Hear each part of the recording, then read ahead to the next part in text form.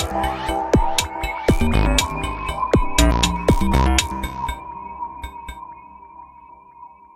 Friends, हम लोगों ने अभी जो लास्ट लेक्चर में पढ़ा है, लास्ट लेक्चर में जो भी चीज़ें पढ़ी हैं आर्गुमेंट के बारे में और उसके अलावा mod of Z1 plus Z2 की मैक्सिमम और मिनिमम डिस्टेंस के बारे में आई थिंक आपको कॉन्सेप्ट बहुत अच्छे से क्लियर हो गया होगा।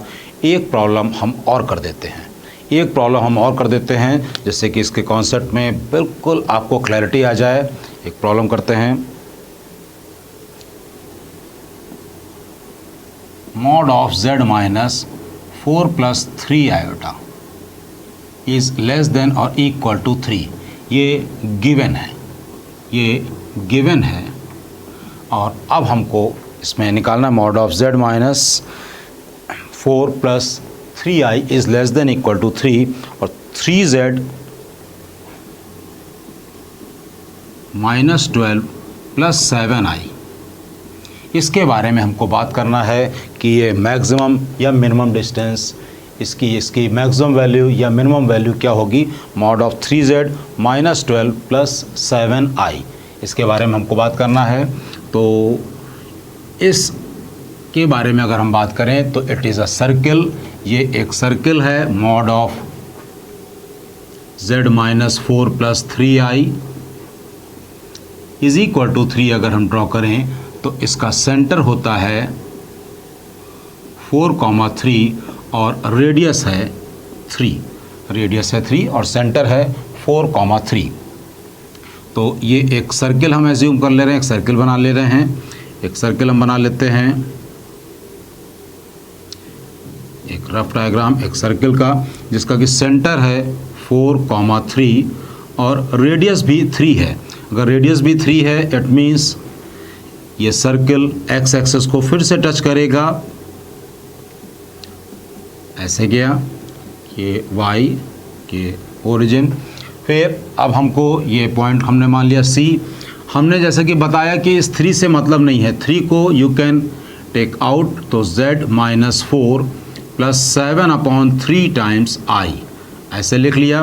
तो 3 times Z minus 4 minus 7/3 iota, ये हमने कर लिया। तो इसका मतलब ये हो गया कि डिस्टेंस बिटवीन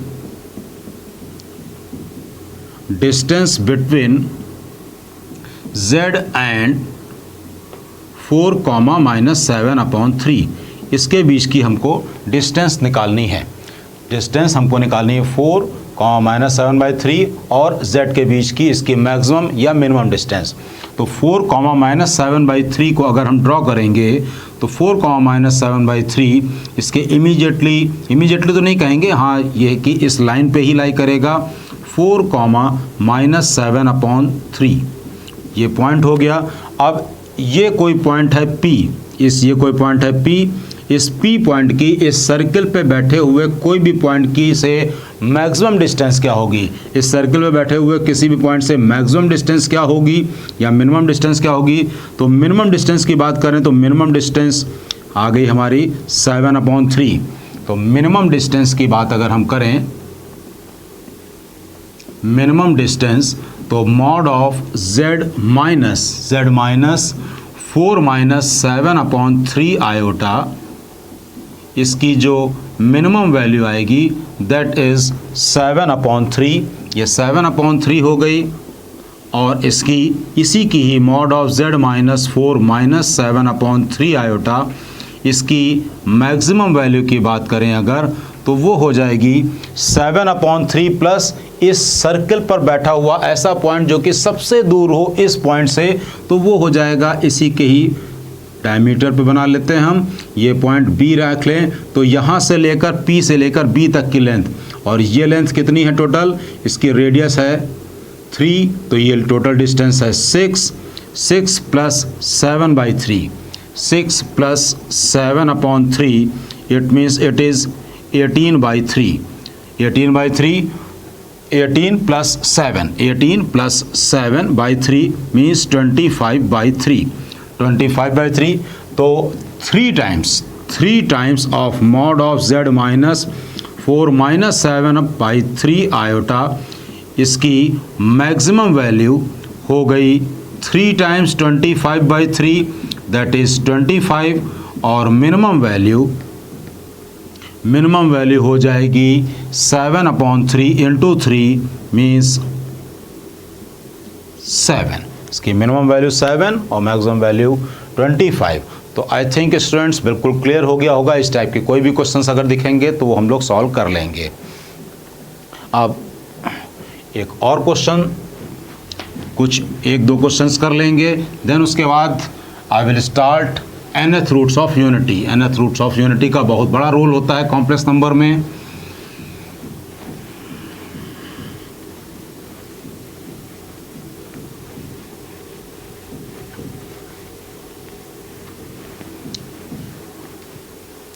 एक क्वेश्चन है z is equal to 3 + 7 iota और p + iq। If z is equal to this, और p और q क्या है? p और q बिलोंग्स टू इंटीजर, बस ज़ीरो नहीं हो सकते हैं। If z is equal to this is purely imaginary.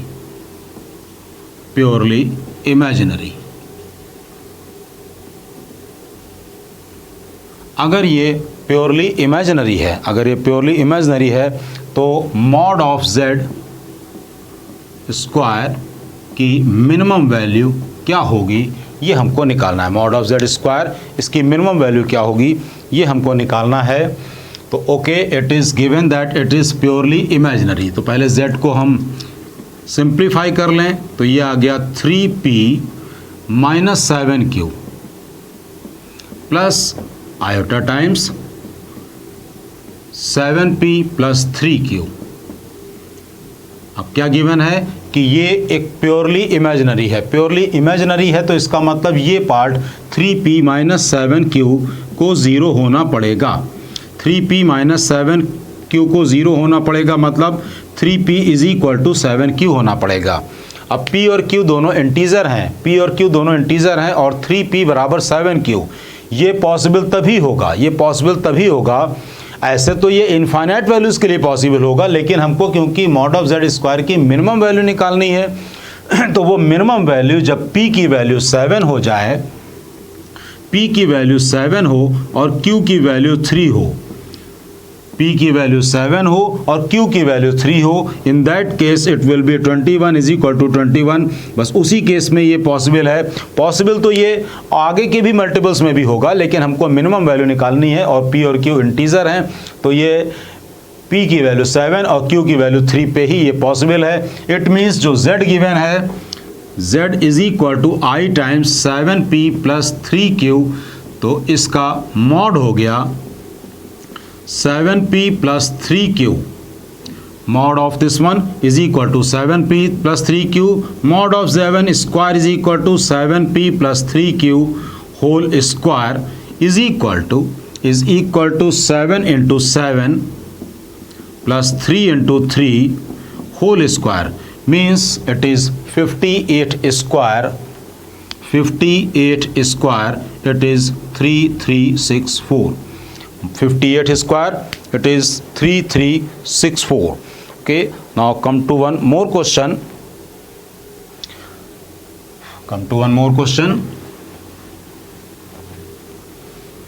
ऐसे ही हम छोटे छोटे क्वेश्चंस कर ले रहे हैं। ऐसे क्वेश्चंस मेंस के लिए काफ़ी हेल्पफुल रहेंगे आपके लिए।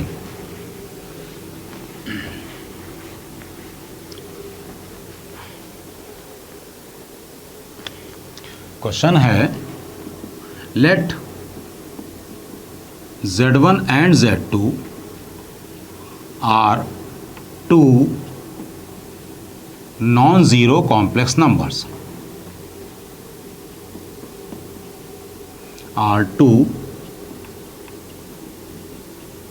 non-zero complex number. z1 और z2 कोई दो non-zero complex numbers हैं, and it is also given that mod of z1 upon z2 is equal to 2, and given that argument of z1 into z2 is equal to 3π/2, ये शायद general argument की बात कर रहा है, नॉट प्रिंसिपल आर्गूमेंट। 3π/2, तो Z1 bar upon Z2, Z1 bar upon Z2, इसकी value हमको निकालनी है। इसकी वैल्यू हमको निकालनी है, क्या होगी? Z1 बार अपॉन Z2 की वैल्यू हमको निकालनी है। तो हमने एज्यूम कर लिया Z1 is equal to R1 e की power I alpha, Z2 is equal to R2 e की पावर I बीटा, ये हमने एज्यूम कर लिया। ये गिवन है mod of Z1 upon Z2 is equal to 2। हमको ये पता है कि mod of Z1 upon Z2 को यू कैन स्प्लिट इंडिविजुअली, इसको हम स्प्लिट कर सकते हैं। Upon Z2 means R1 upon R2, it is given 2, ये गिवन है 2। और argument of Z1 into Z2 means argument of Z1 plus argument of Z2 is equal to 3π/2, यानी कि ये क्या गिवन है? Argument of Z1 means alpha plus beta is equal to 3π/2। अब हमको निकालना क्या है? Z1 bar upon Z2। तो Z1 bar upon Z2, it means Z1 bar का मतलब R1 e की पावर I अल्फ़ा पे bar upon Z2 means R2 e to the power I beta is equal to R1 के ऊपर बार तो लगाने का कोई फ़ायदा नहीं है, R1 is a real number. R1 upon R2 e to the power minus I alpha upon e to the power I beta. R1 upon R2 in place of that we can write 2 और e to the power minus I alpha minus I beta. तो ये आ गया 2 times is equal to 2 times e to the power minus I alpha plus beta is equal to 2 times e to the power minus I, और alpha plus beta is given how much? 3π/2, 3π/2। तो e to the power minus I theta, we know it, ये cos theta minus I sine theta होता है। तो 2 times cos 3π/2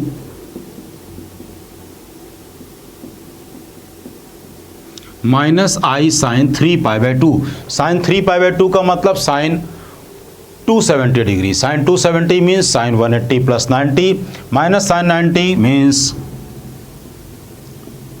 cos 3π/2 0 and it is -1 means +1 2 iota. तो students, ये भी question एक simple सा था, लेकिन इस टाइप के क्वेश्चंस मेंस के लिए काफ़ी फिट बैठते हैं। अब एक और क्वेश्चन, जैसा कि हमने परपेंडिकुलर बाइसेक्टर में बताया था, उस पे बेस जो क्वेश्चन जेईई में आ चुका है, वैसे क्वेश्चन के बारे में भी बात कर लेते हैं। फिर हम स्टार्ट करेंगे nth roots of unity.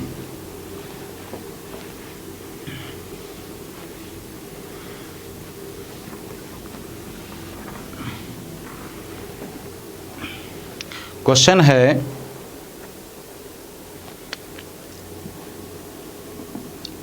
Omega is equal to Z upon Z minus iota by 3 and mod of omega is equal to 1।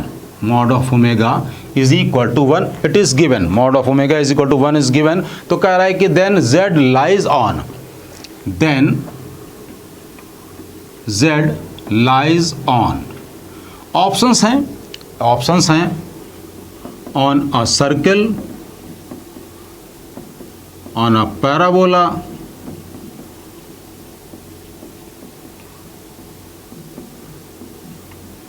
line parallel to x-axis and line parallel to y-axis, ये options given है। तो mod of omega is equal to 1, it means कि mod of Z upon Z minus iota by 3 is equal to 1 is given. हमें पता है कि हम इसको अलग अलग कर सकते हैं, तो mod of Z upon mod of Z minus iota by 3 is equal to 1। तो ये आ गया mod of Z is equal to mod of Z minus I by 3। तो ये एक पॉइंट 0 हो गया, दूसरा पॉइंट 1/3, तो 1.0, ये x है y, ये पॉइंट I/3 मीन्स इसको 1/3 एज्यूम कर लिया। तो जो भी पॉइंट होगा, ये पॉइंट I/3, तो जो भी पॉइंट होगा वो 0 और इस पॉइंट के ठीक मिड में होगा और वो ऐसे लाई करेगा, क्यों? क्योंकि यहाँ पे क्या गिवन है, मॉड ऑफ z माइनस 0, यानी कि एक ऐसा z जो कि ओरिजिन से और i/3 इन दोनों से इक्वल डिस्टेंस पर हमेशा रहे। इसका मतलब perpendicular bisector of these 2 points, it is line parallel to x axis. तो ये भी आपको क्लियर हो गया है, ये भी क्लियर कि कैसे क्वेश्चन आ सकते हैं, कैसे क्वेश्चन आते हैं। अब हम लोग nth रूट्स ऑफ यूनिटी के बारे में बात करेंगे।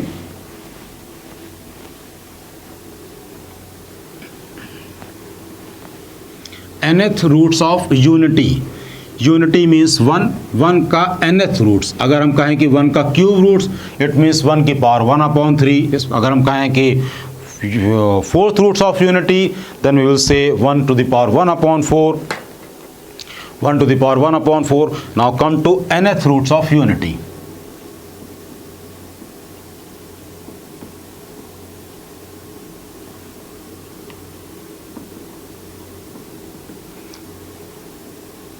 nth roots of unity means हम लोग बात कर रहे हैं 1 to the power 1/n के बारे में।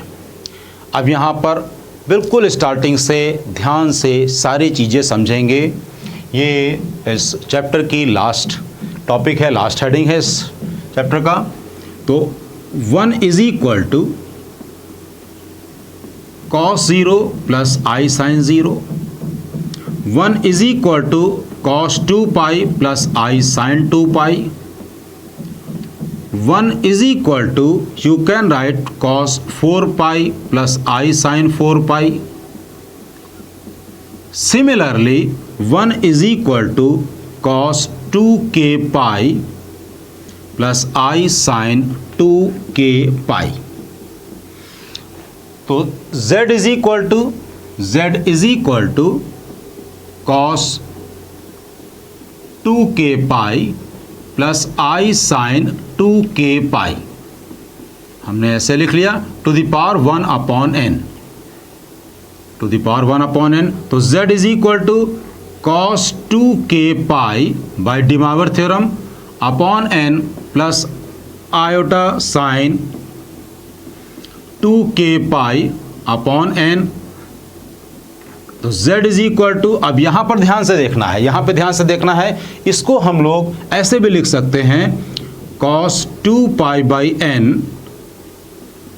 Plus I sin 2 pi by n to the power k, हमने ऐसे लिख लिया।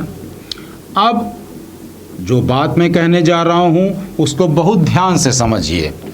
अगर कोई क्यूबिक इक्वेशन होगी तो वो 3 डिग्री की होगी और उसके 3 रूट्स होंगे।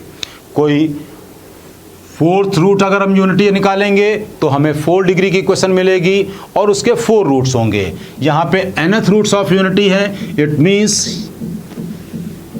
मीन्स ये एक n डिग्री की इक्वेशन होगी। अब हम लोग n डिग्री की इक्वेशन होगी ये। z is equal to 1 to the power 1/n, you can write this as z to the power n is equal to 1। तो z to the power n minus 1 is equal to 0। This equation will have n roots, इस equation के n roots होंगे।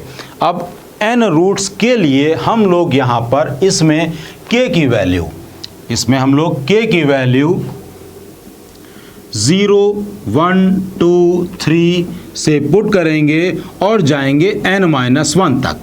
0 से start किया है इसलिए n-1 तक जाएंगे। हम चाहें तो 1 से लेकर n तक भी जा सकते हैं, हम चाहें तो 2 से लेकर n+1 तक भी जा सकते हैं। हमें बस n कॉन्जिक्यूटिव नंबर्स लेने हैं। इट डजेंट मैटर कि आप कहाँ से स्टार्ट कर रहे हो, बस आप 1 से स्टार्ट कर रहे हो तो n पे पहुँचो, 2 से कर रहे हो तो आप n+1 पे पहुँचो। क्यों?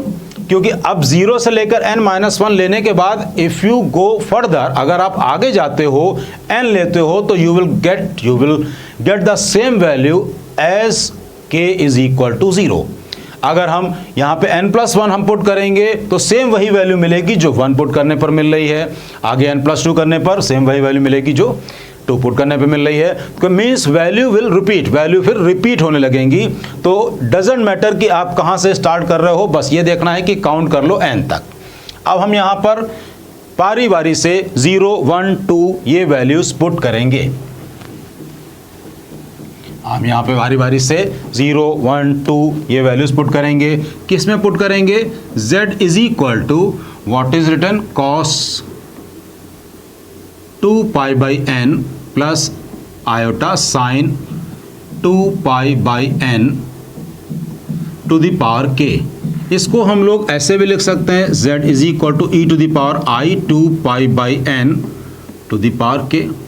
अब जब हमने k की वैल्यू 0 पुट करी, k की वैल्यू, तो z इज इक्वल टू 1 आ गया। फिर k की वैल्यू 1 पुट करी तो z इज इक्वल टू आया e to the power i 2 pi by n। k is equal to 1 put करने पर e to the power i 2 pi by n, इसको हम अल्फा का नाम दे रहे हैं, इसको हम अल्फा का नाम दे रहे हैं। If k is equal to 2 तो z is equal to e to the power i 4 pi by n, ये हो गया अल्फा स्क्वायर। भाई ये अगर अल्फा है तो alpha square means i 4 pi by n। Similarly k is equal to 3 तो z is equal to e to the power i 6 pi by n, ये हो गया alpha cube. Dash dash dash k is equal to n minus 1, k is equal to n minus 1 put करेंगे तो ये आएगा e to the power i n minus 1 2 times n minus 1 pi by n। तो ये 1 है, alpha square है, इसको हम कहेंगे alpha to the power n minus 1। तो रूट्स आए 1 alpha square till alpha to the power n minus 1, ये हमने रूट्स लिख लिए।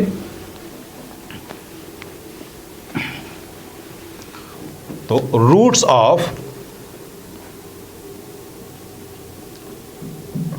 ऑफ इक्वेशन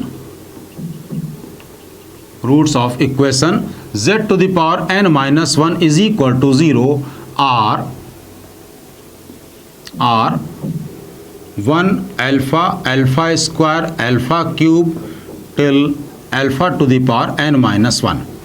अब यहाँ पर फिर से ध्यान से देखें, जैसा कि हमने क्वाड्रेटिक इक्वेशन चैप्टर में बताया था कि सम ऑफ रूट्स क्या होता है। डिनोमिनेटर में तो आप हाईएस्ट डिग्री का कोफिशिएंट रख देते हैं और फिर उसके बाद उसके ऊपर जस्ट इमीडिएटली जो उसके ठीक बाद वाला टर्म होता है उसको कोफिशिएंट रखते हैं। लेकिन इसमें z to the power n minus 1 का टर्म नहीं है। हम क्या कह रहे हैं कि अगर मान लीजिए कि ax cube plus bx square plus cx plus d, इसके 3 रूट्स होंगे अल्फा बीटा गामा, तो alpha plus beta plus gamma is equal to minus B Y होगा। But if the question like this कि ax cube plus d is equal to 0, अब अगर हम पूछें कि alpha plus beta plus gamma क्या होगा तो आप कहेंगे कि एक्स स्क्वायर का कोफिशिएंट तो है नहीं। अब एक्स स्क्वायर का कोफिशिएंट नहीं है, एक्स स्क्वायर का कोफिशिएंट अगर नहीं है तो alpha plus beta plus gamma that will be equal to 0। तो ऐसा हम क्यों कर रहे हैं? क्योंकि अब यहाँ पे ये इसका सम ऑफ रूट्स निकालेंगे। इसका सम ऑफ रूट्स निकालते हैं। सम ऑफ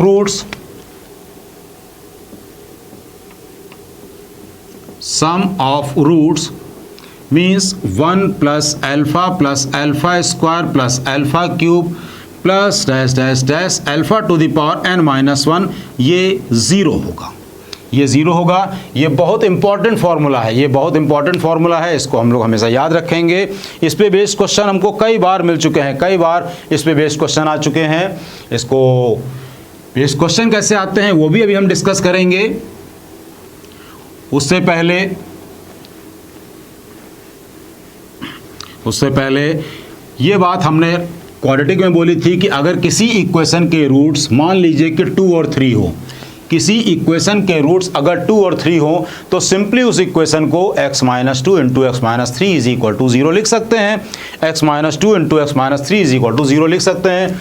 तो इक्वेशन है हमारी z to the power n minus 1 और इसके रूट्स हमने लिखे 1 alpha square alpha cube till alpha to the power n minus 1, ये इसके रूट्स हमने लिख लिए। इसके रूट्स थे z to power n minus 1 is equal to 0 के 1 अल्फा स्क्वायर, तो I wrote like this way, we can write. So then z to the power n minus 1 upon z minus 1 is equal to z minus alpha, z minus alpha square, z minus alpha cube, z minus alpha to the power n minus 1। ये हमने ऐसे लिख लिया। अब z to the power n minus 1 upon z minus 1, ये आपको clear है कि ये एक जीपी का सम है, और वो कौन सी जीपी है? 1 plus z square plus z cube plus z to the power n minus 1 is equal to z minus alpha square, z minus alpha to the power n minus 1। ये एक आइडेंटिटी हो गई। इसमें अब हम लोग z की जगह कुछ वैल्यू पुट कर लेते हैं। इसमें हम z की जगह कोई वैल्यू पुट कर लें। Let z is equal to 1, let z is equal to 1, z is equal to 1 put करेंगे तो ये आ गया 1 प्लस 1 प्लस 1 प्लस 1, 1 आया n times, 1 plus 1 plus 1 plus 1 means n is equal to 1 minus alpha, 1 minus alpha square, 1 minus alpha cube, 1 minus alpha to the power n minus 1। ये आ गया हमारा एक रिजल्ट। ये एक क्वेश्चन है जो कि जेईई में पूछा जा चुका है। ये क्वेश्चन है जो कि जेईई में पूछा जा चुका है, तो हमको बहुत क्लियर है कि कितना इजी क्वेश्चन हो सकता है। हमारी बात चल रही थी सम ऑफ रूट्स की। सम ऑफ रूट्स के बारे में फिर से हम डिस्कस करेंगे। सम ऑफ रूट्स के बारे में अभी हम डिस्कस करेंगे। यहाँ पे इसको हम फिर से क्लियर कर दे रहे हैं कि z to the power n minus 1 को we can write in this way कि z minus 1, z minus alpha square, z minus alpha to the power n minus 1। हमने z माइनस 1 को इधर ले आए और इसको डिवाइड कर दिया, तो ये एक जीपी हो गई, geometric progression is equal to z minus alpha. अब ये एक आइडेंटिटी बन गई। अब यहाँ पर हम z की वैल्यू 1 पुट कर लें, 2 पुट कर लें, इस पे बेस्ड डिफरेंट क्वेश्चंस हम लोग बना सकते हैं। z is equal to minus 1 भी पुट कर सकते हैं। z is equal to 1 put किया तो ये एक क्वेश्चन है जो कि जेईई में आ चुका है। बाकी आप लोग अपनी प्रैक्टिस के लिए इसमें अलग अलग वैल्यूज पुट कर लीजिए, i पुट कर लीजिए, -1 पुट कर लीजिए, 2 पुट कर लीजिए। हाँ, तो हमारी बात चल रही थी सम ऑफ रूट्स की। सम ऑफ रूट्स के बारे में बात करें।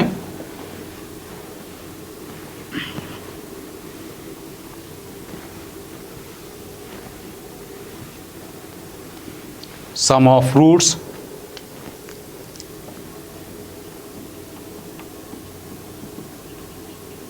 स्टूडेंट्स ये सम ऑफ रूट्स को बहुत ध्यान से समझना है। हमने बोला कि जो रूट्स हैं, roots of z to the power n minus 1 is equal to 0 are 1 alpha square, alpha cube, alpha to the power n minus 1, they are the roots. Sum of roots means 1 plus alpha square plus alpha cube plus alpha to the power n minus 1 is equal to 0.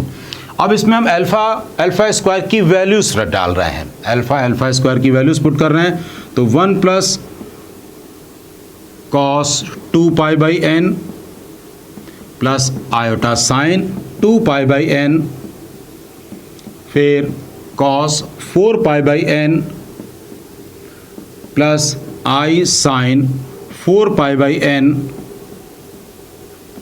Plus cos 2 pi by n, 4 pi by n, फिर cos 2 times n minus 1 pi by n plus i sine 2 times n minus 1 pi by n is equal to 0। अब यहाँ पर इसका real part 1 plus cos this 1 plus cos this 1, इसको equate करा दें। Real part right hand side में तो कोई भी ना तो रियल पार्ट है ना ही इमेजिनरी पार्ट है, तो 1 plus cos 2 pi by n plus cos 4 pi by n plus cos 2n minus 1 pi by n, इसकी वैल्यू आ गई 0। राइट हैंड साइड में तो कुछ है नहीं, इमेजिनरी पार्ट भी इसका 0 हो जाएगा, इमेजिनरी पार्ट भी 0 हो जाएगा। Sine 2 pi by n plus sine 4 pi by n plus sine 6 pi by n plus sine 2 times n minus 1 pi by n is equal to, ये भी 0 हो जाएगा। तो ये दो रिजल्ट्स हमारे बहुत काम के हैं। इस रिजल्ट पे बेस्ड क्वेश्चन कई बार पूछे जा चुके हैं। कैसे पूछे जा चुके हैं? अब हम यहाँ पर n की वैल्यू पुट कर ले रहे हैं, 5 पुट कर ले रहे हैं। n की वैल्यू हम 5 पुट करके एक रिजल्ट बना लेते हैं।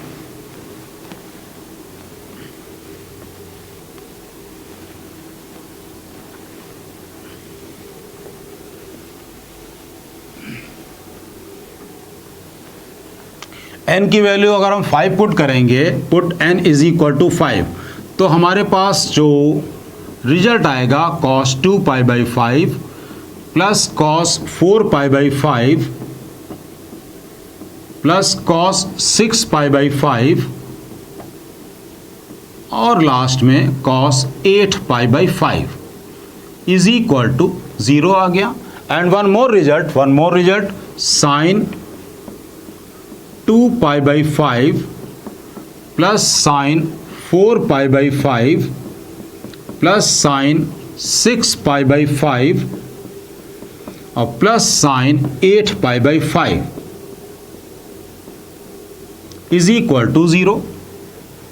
ये हमारे पास रिजल्ट आ गए। अब इस पे बेस्ड क्वेश्चन कैसे बनते हैं हम आपको ये दिखाते हैं।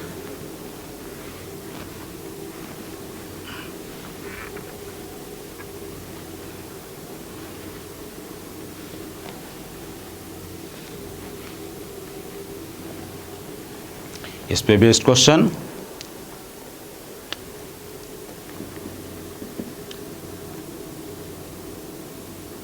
k is equal to 1 to 6 sine 2 pi k by 7 minus i cos 2 pi k by 7 sine 2 pi k by 7 minus i cos 2 pi k by 7। ये क्वेश्चन है। अब इसको देखते हैं कि हम इसको कैसे यूज़ करेंगे। जो अभी हम लोगों ने पढ़ा है उसमें कैसे यूज़ करेंगे। जनरली इन क्वेश्चंस का अगर आप बुक में सॉल्यूशन देखेंगे तो उसमें i से मल्टीप्लाई डिवाइड करके पहले ये cos theta plus i sine theta की फॉर्म में रखते हैं। हम इसमें डायरेक्टली k की वैल्यू 1 से 6 अगर हम पुट करते हैं तो हमको जो पहला ब्रैकेट मिलेगा वो मिलेगा साइन 2 पाई बाई 7, फिर साइन 4 पाई बाई 7 से लेकर जब 6 पुट करेंगे तो साइन 12 पाई बाई 7।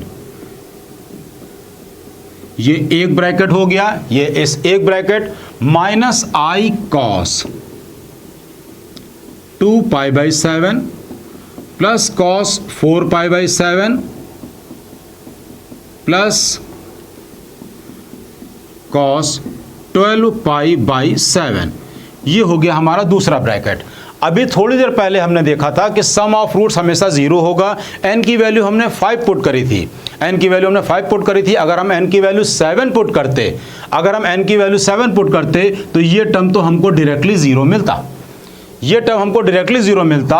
और जो cos वाला टर्म होता उसमें आती value 1 plus cos 2 pi by 7 plus cos 4 pi by 7 plus dash dash dash cos 12 pi by 7 is equal to 0। यही हमको वैल्यू मिलती। अगर हम n की वैल्यू 7 रखते तो ये वैल्यू तो 0 के इक्वल है। और ये जो वैल्यू दे रखी है यहाँ से लेके यहाँ तक तो 1 plus this much is 0। It means this value is -1। This value is -1 तो माइनस आयोटा और ये value -1 this is equal to 1 will go right. तो -1 मीन्स आंसर इसका I हो गया। अब इसके कुछ और पॉइंट्स हम लोग पढ़ते हैं। इसमें nth रूट्स ऑफ यूनिटी की ही और पॉइंट्स।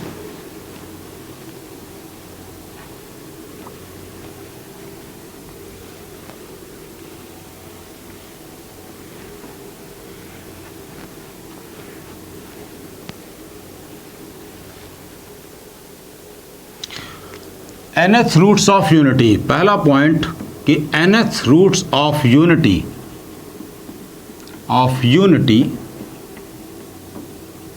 जो इसके n रूट्स होते हैं they lie on a circle, lie on a circle whose center is at origin, whose center is at origin and radius is 1। तो nth रूट्स ऑफ यूनिटी हमेशा एक सर्कल पे लाई करेंगे जिसका कि सेंटर ओरिजिन होगा और रेडियस 1 होगी। इसको हम प्लॉट कर लेते हैं, इसको हम प्लॉट करते हैं। तो ये x, ये y, ये ओरिजिन। तो एक रूट तो इसका था 1, फिर दूसरा रूट आया e की power i 2 pi by n, second root आया e to the power i 4 pi by n, ऐसे ही आगे भी हम e to the power i 6 pi by n, ऐसे ही ये आगे रूट्स चलते चले जाएंगे। यहाँ पे आ गया e to the power i 2n-1 pi by n, ये हमने लिख लिया। अब यहाँ पर हमको जिस पॉइंट पर हम फोकस कराएंगे आपका वो ये कि अगर हम इसको इस पहले रूट से मिला दें या इसको हम दूसरे रूट से मिला दें या इसको हम इस तीसरे रूट से मिला दें, तो ये जो एंगल आएंगे ये होंगे 2 पाई बाई n। मतलब कहने का यहाँ पर ये हो गया कि अगर मान लीजिए कि n की वैल्यू 3 होती, अगर n की वैल्यू 3 होती तो दो कॉन्जिक्यूटिव रूट्स जो ओरिजिन पर एंगल सबटेंड करेगा वो होगा 2 पाई बाई 3 मीन्स 120 डिग्री।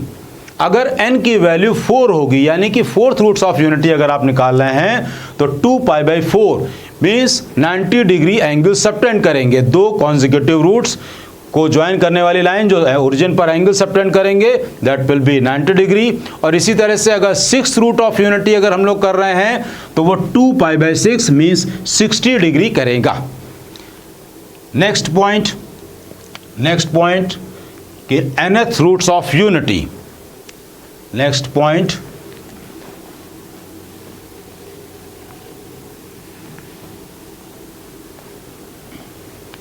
इस सर्कल को अभी हम रब नहीं कर रहे हैं। Roots of unity form a n-sided regular polygon, n-sided regular polygon। nth roots of unity जो होते हैं वो n-साइडेड रेगुलर पॉलीगॉन के वर्टेक्स होंगे।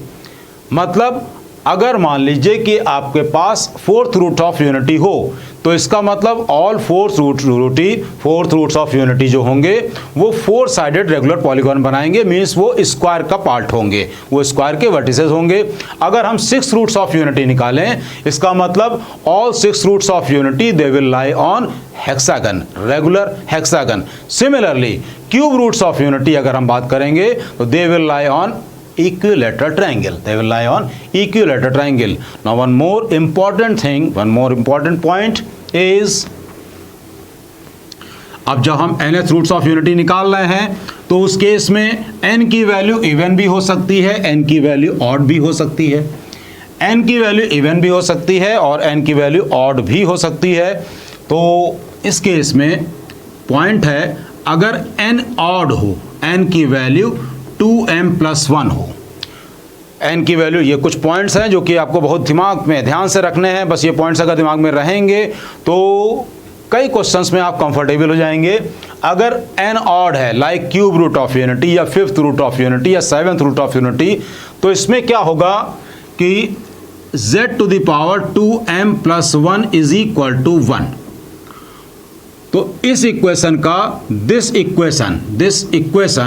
this given equation will have only one real root,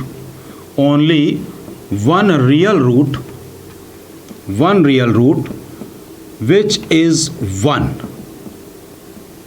जो कि 1 होगा।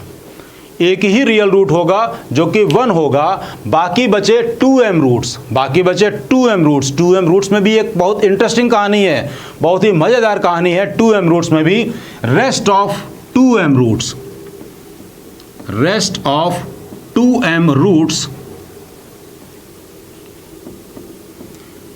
m roots will lie, m roots will lie above x-axis, above real axis, and m roots will lie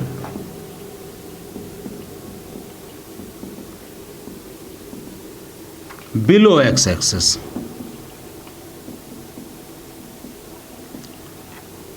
m roots real axis के ऊपर लाई करेंगे और m roots x access के नीचे लाई करेंगे।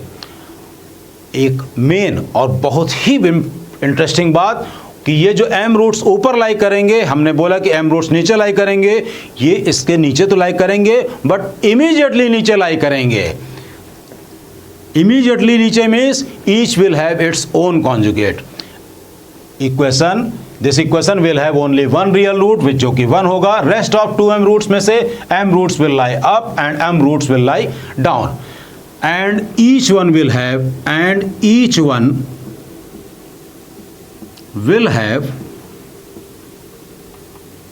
It's own conjugate, will have its own conjugate, each one will have its own conjugate। Means अगर हम लोग बात करें कि फिफ्थ रूट ऑफ यूनिटी की, तो एक रूट तो 1 हो जाएगा, बाकी एक रूट यहाँ पे लाई करेगा तो दूसरा, ठीक, ये अल्फा हो गया, दूसरा अल्फा स्क्वायर, फिर अल्फा क्यूब यहाँ पर इमीडिएटली नीचे, एंड देन अल्फा 4 इमीडिएटली नीचे। ये इसका कॉन्जुगेट, ये इसका कॉन्जुगेट। ये हो गया फिफ्थ रूट्स ऑफ यूनिटी के लिए। इसी तरह से सेवंथ रूट्स ऑफ यूनिटी और ninth roots of unity. Now come to n is equal to even. अगर n इवन है देन क्या होगा?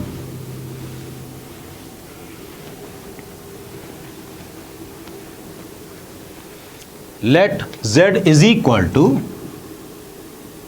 1 to the power 1 upon 2m, means 2m is equal to z to the power 2m is equal to 1। तो इसमें क्या होगा, ये equation, ये जो भी इक्वेशन है, this equation will have 2 real roots. This equation will have 2 real roots, +1 and -1। इसके 2 रियल रूट्स होंगे, एक होगा 1 और एक होगा -1। एक होगा 1 और दूसरा -1 होगा। Rest of 2m - 2 roots, m - 1 roots will lie above x-axis, and m - 1 roots will lie below x-axis, and each one will have its own conjugate, its own, हर एक का अपना एक कॉन्जुगेट भी होगा। Now come to fourth roots of unity या cube roots of unity.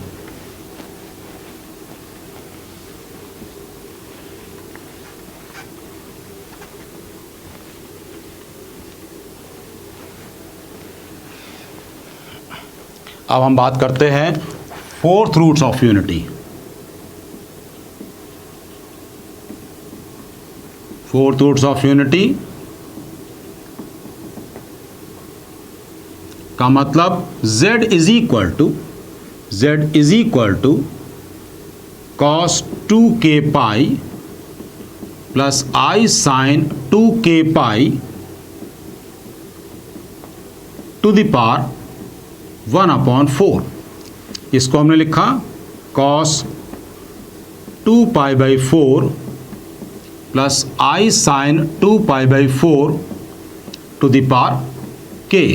अब हम पुट करेंगे k की वैल्यू 0, 1, 2 और 3।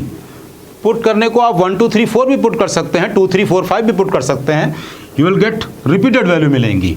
तो k is equal to 0, z is equal to 1, k is equal to 1 तो z is equal to e to the power i 2 pi by 4, e to the power i pi by 2, और इसको हम कई बार बता चुके हैं, it is iota i। k is equal to 2 तो z is equal to e to the power 4 pi by 4, i 4 pi by 4, it means e to the power i pi means -1, तो one root is 1 and another root is -1। now k is equal to 3 तो z is equal to e to the power 6i 6 pi by 4 e to the power I 3 pi by 2 means minus iota। if you draw these one, अगर हम इसको draw करते हैं तो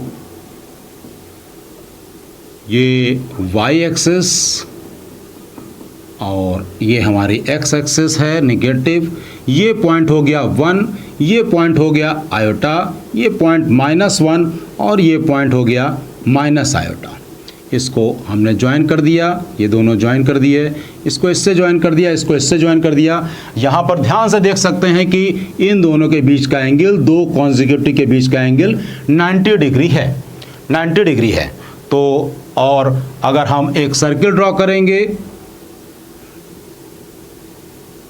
तो ये एक सर्किल जिसका कि सेंटर, ओरिजिन और रेडियस हो गया 1, radius 1। Now come to cube roots of unity. अब इस पे बेस्ड एक क्वेश्चन जेईई में आ चुका है, कि अगर दो रूट्स 90 डिग्री एंगल सबटेंड कर रहे हैं तो वो किस फॉर्म में होगा, 4k, 4k plus 1, 4k plus 2, 4k plus 3। तो आंसर सिंपली 4k। अब क्यूब रूट्स ऑफ यूनिटी, ये इसका लास्ट हेडिंग होगी।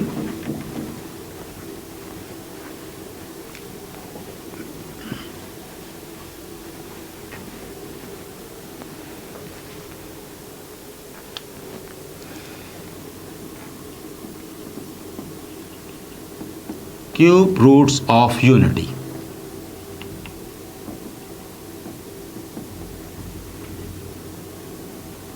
Cube roots of unity means 1 to the power 1 upon 3, z is equal to 1 to the power 1 upon 3, z is equal to cos 2k pi plus iota sin 2k pi to the power 1 upon 3, z is equal to cos 2k pi by 3 plus iota sin 2k pi by 3।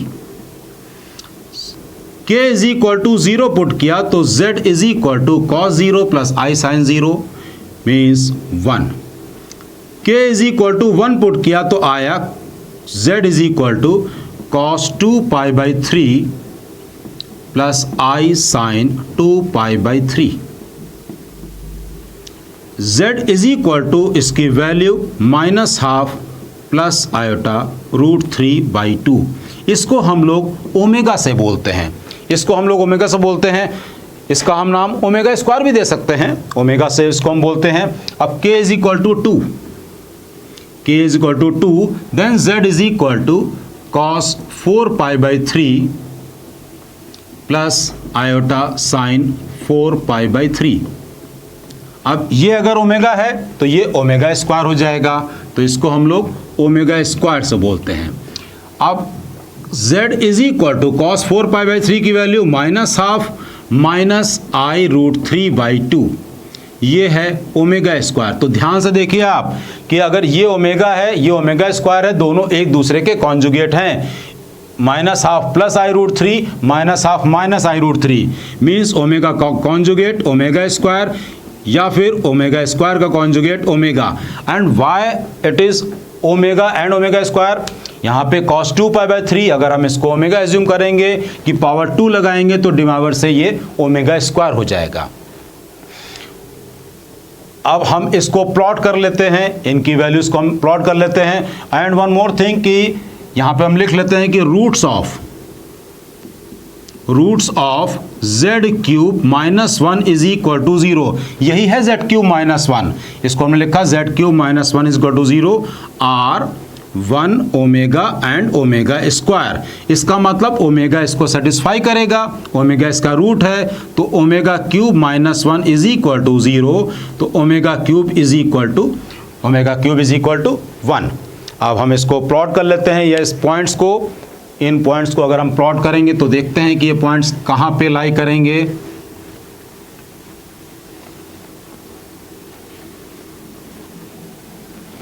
In points को हम plot करते हैं तो ये point, एक point तो हमने ले लिया 1, एक पॉइंट हमने ले लिया 1, इसके बाद फिर दूसरा पॉइंट है -12 k इज इक्वल टू 1 रखने पर आया था। k इज इक्वल टू 1 रखने पर जो हमें ओमेगा की वैल्यू मिली थी z is equal to -12 plus i√3/2। तो -12 plus i√3/2 means it is in second quadrant, ये सेकंड क्वाड्रेंट, ये आ गया ओमेगा। एंड ओमेगा स्क्वायर इसका कॉन्जुगेट है, तो इमीडिएटली डाउन इसका omega square that will B,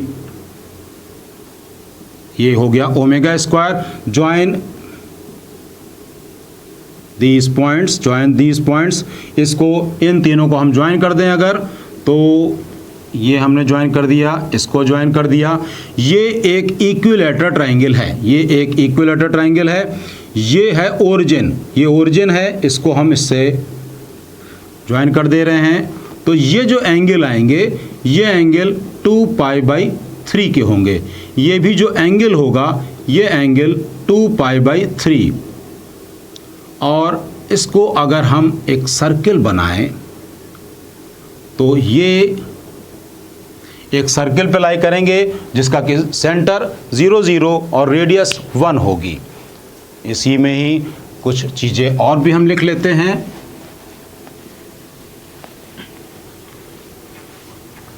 जैसा कि हमको पता है कि सम ऑफ रूट्स 0 होता है, तो in this case sum of roots होगा 1 प्लस ओमेगा स्क्वायर, ये हो जाएगा 0। 1 प्लस ओमेगा स्क्वायर ये 0 हो जाएगा। यहाँ पर इस बात को दिमाग में रखेंगे कि 1 plus omega to the power k plus omega to the power 2k, इसकी वैल्यू 3 होगी अगर k 3 का मल्टीपल हो, अदरवाइज इसकी वैल्यू 0 हो जाएगी if k is not a multiple of 3। k अगर 3 का मल्टीपल नहीं है तो इसकी वैल्यू 0 हो जाएगी। चेक कर लेते हैं, let k is equal to 3, तो ये आ गया 1 plus omega cube plus omega की पावर 6। ओमेगा क्यूब 1 होता है, ओमेगा की क्यूब का स्क्वायर मीन्स ये भी 1 हो गया, तो 1 plus 1 means 3। Let k is equal to 4। k की वैल्यू अगर हम 4 लेंगे तो ये आ गया 1 plus omega to the power 4 plus omega to the power, हमने 4 ली है तो इट विल बिकम 8। इसको हम लिख सकते हैं ओमेगा की पावर 4। ओमेगा की पावर 4 अगर लिखा है तो ओमेगा की power 4 means omega cube dot omega means it is omega.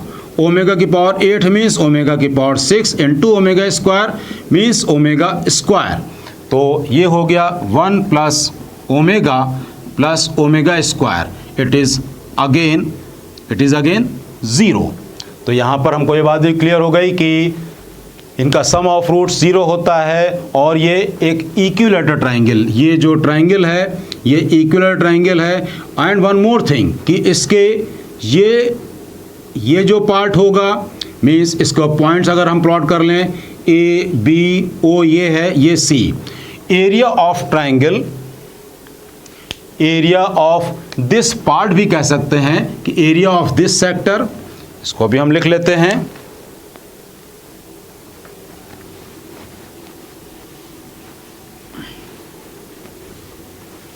कि जो nth ये क्यूब रूट्स ऑफ यूनिटी होते हैं ये इस सर्किल को 3 इक्वल पार्ट्स में डिवाइड करते हैं। Area of sector AOB is equal to area of sector BOC is equal to area of sector